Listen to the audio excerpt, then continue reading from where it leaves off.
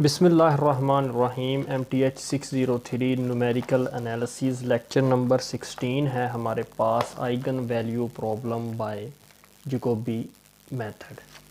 ये मैं आपको शो करवाता हूँ आपके हैंड आउट्स के ऊपर।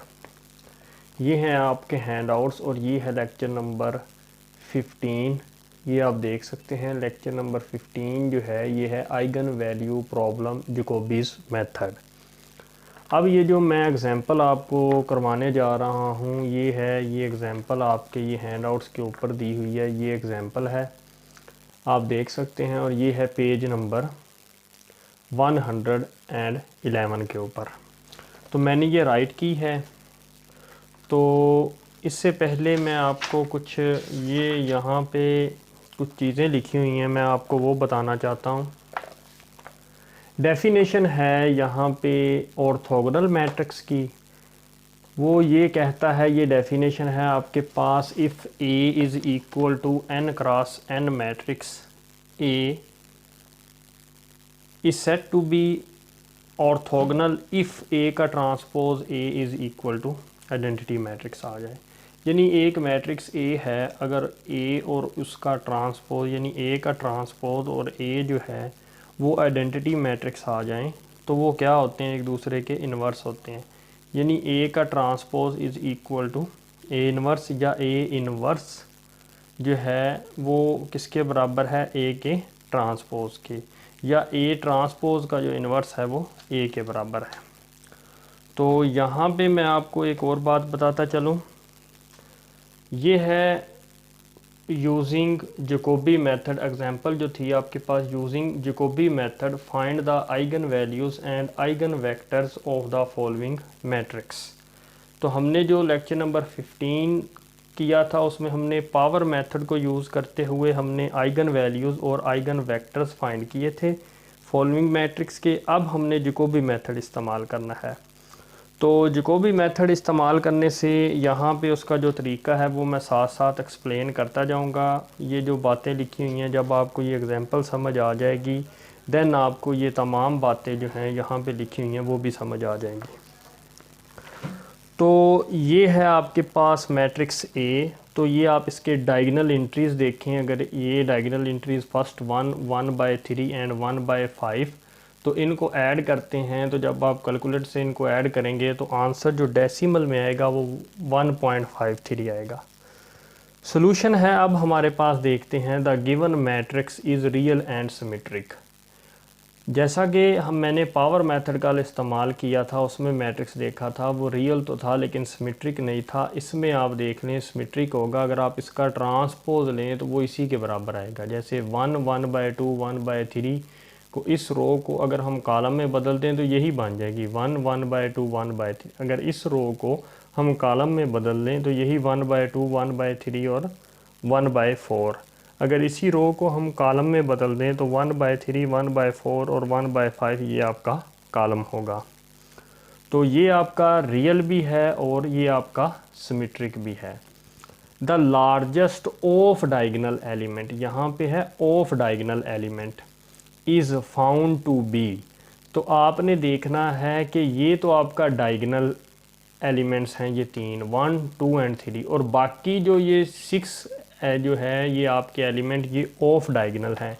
इसमें से आपने लार्जेस्ट देखना, वो कहता है ये 1/2 है क्योंकि 0.5 आंसर आता है।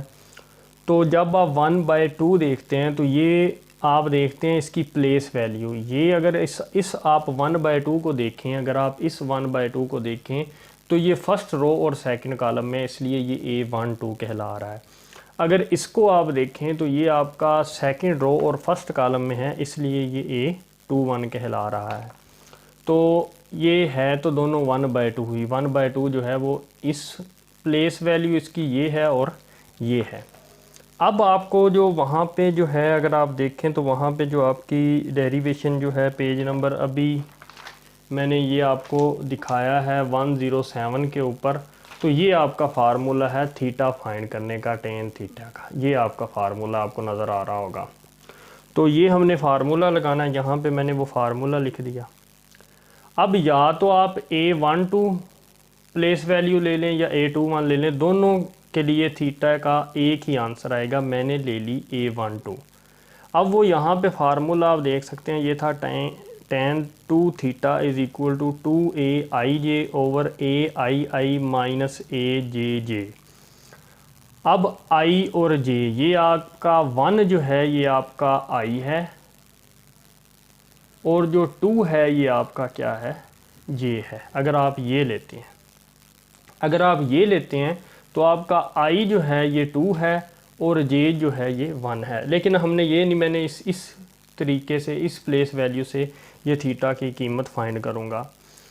2A I की कीमत पुट की, J की कीमत, I की कीमत, I की कीमत माइनस A J की कीमत, J की कीमत, ये मैंने लिए थे वो ले लिए। 2A12, A12 वैसे ही A12 की कीमत जो है फर्स्ट रो और सेकंड कॉलम में ये है 1/2। A11 की आपके पास ये कीमत है 1 और A22 की आपके पास कीमत है 1/3।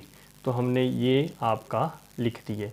ये जब आप इसको सिंप्लीफाई करेंगे तो आपके पास 3/2 आंसर आएगा। अच्छा जी, tan 2 theta is equal to 3/2। tan उधर गया तो tan इनवर्स 3/2 और 2 इधर आके क्या हो गया, डिवाइड हो गया। जब आप कैलकुलेटर से इस कीमत को निकालेंगे, और ये बात याद रखिएगा, कैलकुलेटर को यहाँ पे आपने किस में लेना है, डिग्री में, रेडियन में नहीं लेना। We construct an orthogonal matrix S1, then आपने जब आपने थीटा फाइंड कर लेना है, ये आपके पास फार्मूला है थीटा फाइंड करने का।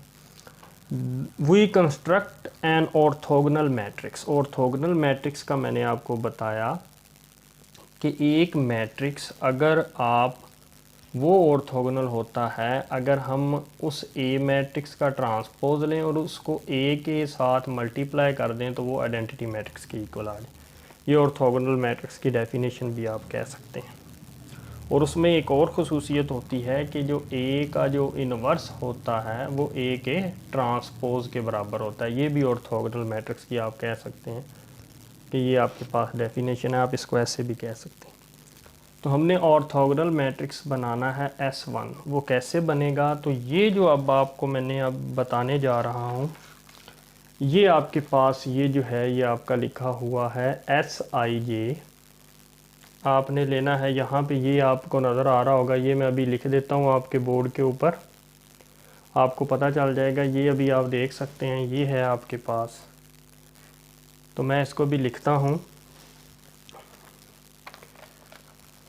SIJ जो है वो कहता है SIJ इज़ इक्वल टू, आपने लेना है माइनस साइन थीटा,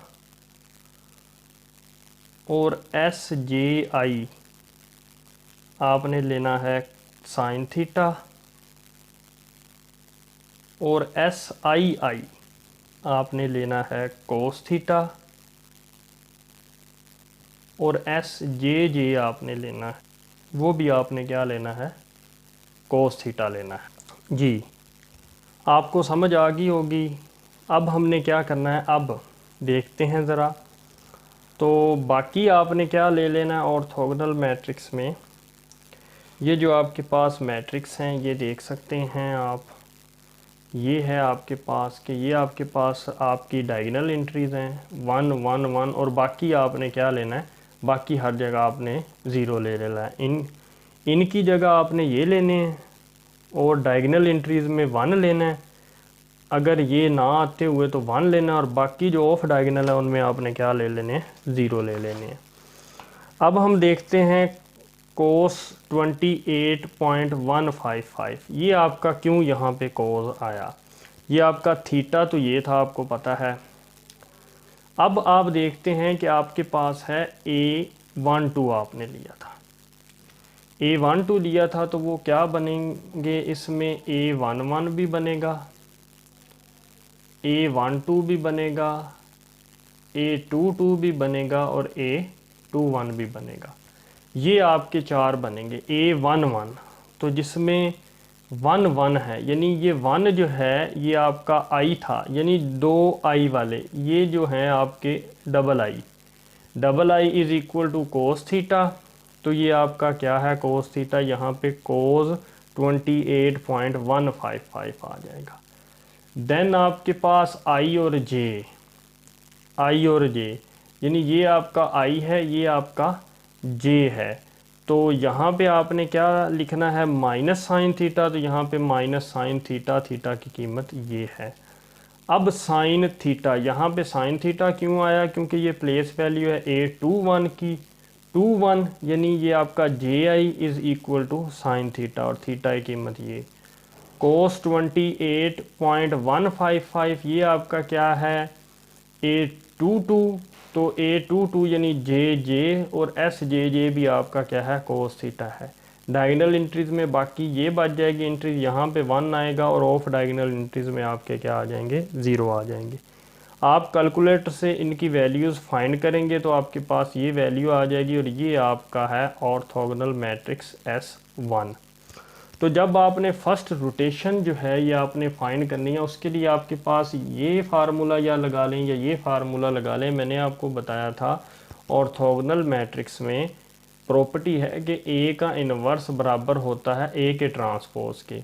तो D1 आपने कैसे फाइंड करना है, S1 का इन्वर्स ए S1 या S1 का ट्रांसपोज ए S1, क्योंकि ऑर्थोगोनल मैट्रिक्स में एक मैट्रिक्स का इन्वर्स उसके ट्रांसपोज के बराबर होता है, इसलिए S1 का ट्रांसपोज और S1 का इन्वर्स आपस में बराबर हैं। तो आप इन दोनों की जगह कुछ भी आप लिख सकते हैं, आपकी चॉइस है। तो मैंने ट्रांसपोज ही लिख दिया, इजी है। तो आप सबसे पहले S1 ये है आपका, S1 का ट्रांसपोज लिया, ये आपके पास है मैट्रिक्स। देन आपके पास ए मैट्रिक्स है फार्मूले के मुताबिक, देन आपके पास S1 और ये आपके पास S1 है। आप जब इन तीनों को मल्टीप्लाई करेंगे आपके पास आंसर ये आएगा। आप इनकी डायगोनल इंट्रीज को जब सम करेंगे तो आपके पास ये आंसर आएगा। तो यहाँ पे आपने देखा कि ए डायगोनल इंट्रीज का सम और D1 आपकी जो डायगोनल इंट्रीज का सम जो है वो 1.53 है, दोनों का सेम है। तो आपको पता चल जाएगा जो आपका जो है क्वेश्चन जो है वो ठीक डायरेक्शन में जा रहा है। सेकंड स्टेप वैसे ही जैसे आपने ये किया था, आप देखेंगे कि ये आपके पास रियल और सिमेट्रिक है। देन आप ऑफ डायगोनल एलिमेंट्स में जो आपका सबसे बड़ा है वो या तो ये है या आप ये ले लें, या D13 है प्लेस वैल्यू या D31 है, तो इन उसकी वैल्यू 0.412 है, तो मैंने D13 ले ली। तो फार्मूला आपके पास ये है, 2D लगा लें या A लगा लें, फार्मूला वही है। DIJ का आपने देखना है पहले, I आपका अब यहाँ पे क्या है, I आपने देखना है, I आपके पास है 1 और J आपके पास क्या है 3। तो फार्मूले में यहाँ पे अब DIJ है तो वो 1 3, DII तो ये आपका I जो है ये 1 है तो 1 1, और माइनस DJJ तो वो आपका क्या है 3 3 है। तो आप ये वैल्यूज़ पुट करेंगे कैलकुलेटर के साथ, तो ये आपका थीटा जो है वो ये आ जाएगा। Then we construct an orthogonal matrix S2। जी आपने S2 कैसे क्रिएट करेंगे, आपके पास है D13 और फिर D आपके पास ये है I और ये है J, तो D11, D31 और D33। अब ऐसे ही ये आप आ जाएं IJ है आपका 1 3, तो ये माइनस यानी फर्स्ट रो और थर्ड कॉलम ये है आपका, और माइनस साइन थीटा आएगा तो वही माइनस साइन थीटा। D11 यानी 1 1 है आपका II, तो ये है SII तो कोस थीटा, तो वही कोस थीटा यहाँ पे आपका आएगा। देन D31 यानी थर्ड रो और फर्स्ट कॉलम ये है आपका, यानी ये 3 जो था J था, I है आपका 1 तो ये JI, तो JI है आपके पास साइन थीटा, तो ये साइन थीटा है आपके पास। देन आपके पास है 3 3, D33 उसकी वैल्यू ये है, तो जब आपका JJ है तो ये भी आपका क्या है कोस थीटा है, तो ये आपका क्या लिखा हुआ कोस थीटा। जब आप इनकी वैल्यूज़ कैलकुलेटर से फाइंड करेंगे तो आपके पास S2 क्या आएगा, ये आएगा। अब हम सेकंड रोटेशन करते हैं। ये हमारे पास अब सेकंड रोटेशन है। सेकंड रोटेशन जब हमने, आपको नज़र आ रहा होगा मैंने पिक्चर को ऐड कर दिया, जगह कम थी तो मैंने सेकंड रोटेशन जो है वो दोबारा सोल्व की है यहाँ पे बोर्ड के ऊपर, तो वो मैं अब आपको शो करवा रहा हूँ। पिक्चर मैंने साथ ऐड कर दिया। सेकंड रोटेशन जो है उसका फार्मूला जैसे आप देख सकते हैं D1 में यहाँ पे था आपके पास, जो था D1 में अगर आप बात करें तो यहाँ पे आपका A था D1 की जगह पे, तो फार्मूला था S1 का, आप कह लें ट्रांसपोज A और S2। अब D2 के लिए आपका है S2 का ट्रांसपोज D1, ये डिफरेंस है। तो फार्मूले में तो वही S2 की कीमत थी आपके पास, ये मैंने निकाली हुई है, आप देख सकते हैं पिक्चर में। तो उसका ट्रांसपोज ये है और आपका D1 है, ये आप पिक्चर में देख सकते हैं। इनको आप मल्टीप्लाई किया आपका आंसर ये आ जाएगा D2। तो आपकी ये डायगोनल एंट्रीज को जब आप सम करेंगे तो आपके पास 1.53 आंसर आ जाएगा। तो आप देखते हैं कि आपका A का D1 के डायगोनल एलिमेंट्स का सम और D2 के और A का 1.3 था, तो आपका क्वेश्चन जो है वो ठीक डायरेक्शन में जा रहा है। तो हैंस आपके पास जो है ये आइगन वैल्यूज़ जो हैं ये आपके पास फर्स्ट है, ये सेकंड है और ये आपके पास थर्ड है। ये मैंने राइट की फर्स्ट, ये सेकंड और ये third. And the corresponding eigen vectors are the column of S, where S आप कैसे फाइंड करते हैं, S1 और S2 को मल्टीप्लाई करने से। आपको पिक्चर में नज़र आ रहे होंगे दोनों S1 और S2 की वैल्यूज़, S1 और X2 को आपने मल्टीप्लाई करना है और ये है आपके पास S। तो इस आइगन वैल्यू के लिए ये है आपका आइगन वेक्टर, ये चले मैं इसको सेपरेट कर देता हूँ, और इसके लिए है आपका ये आपका आइगन वेक्टर, और इस आइगन वैल्यूज़ के लिए आपका ये है आइगन वेक्टर। आप इसको प्रूव कर सकते हैं वैसे ही जैसे आप इसको प्रूव कर सकते हैं जैसे मैंने आपको आइगन वैल्यूज़ वाले टॉपिक में बताया था, ऐसे। उम्मीद करता हूँ कि आपको ये आज का लेक्चर जैकोबी मेथड्स के साथ आपको आइगन वैल्यूज़ और आइगन वेक्टर्स फाइंड करना समझ आ गया होगा। For more videos subscribe to my channel and stay tuned with Waqar institute. Thank you.